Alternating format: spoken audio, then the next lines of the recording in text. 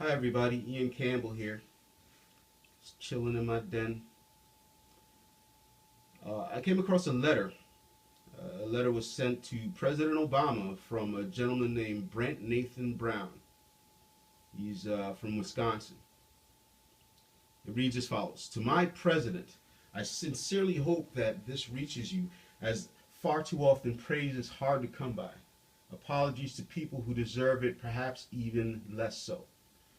I did not vote for you either time. I have voted Republican for the entirety of my life.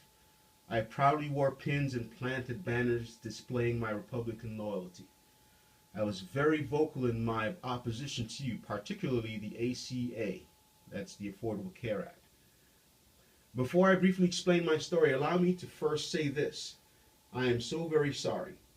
I understand written content cannot convey emotions very well, but my level of conviction has me in tears as I write this letter. I was so very wrong, so very wrong. You saved my life. I want that to sink into your ears and mind, my president. You saved my life, and I am eternally grateful. I have a pre-existing condition and could never purchase health insurance. Only after the ACA came into being could I be covered. Put simply, to not take up too much of your time, if you are in fact taking the time to read this.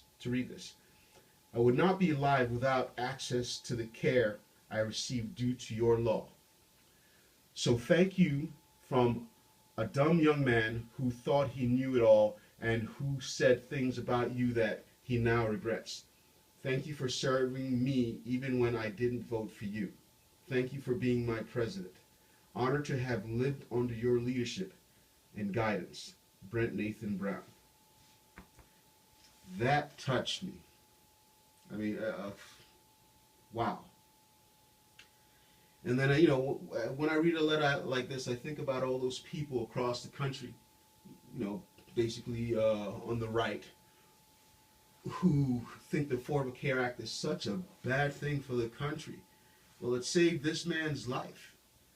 And there are a lot of letters like this that are out there. A lot of testimonials, that makes you clear that the Affordable Care Act is working. If for no other reason, it's working to save lives, to allow people who could not get health insurance before to actually get that, and it is saving their lives. So perhaps just as this gentleman did, we should rethink this. The other part of it is, the Affordable Care Act would be so much better if the Republican Congress would work with the president, not to try and repeal it, but to make it better. They have ideas. If they came up with ideas to improve it, and to encourage governors across the country to support it, the cost would come down. But they don't want that to happen because they want Obama to appear to be a failed president. Well, I got to tell you, he is not a failed president. That much is obvious. Okay, and the Affordable Care Act is here to stay.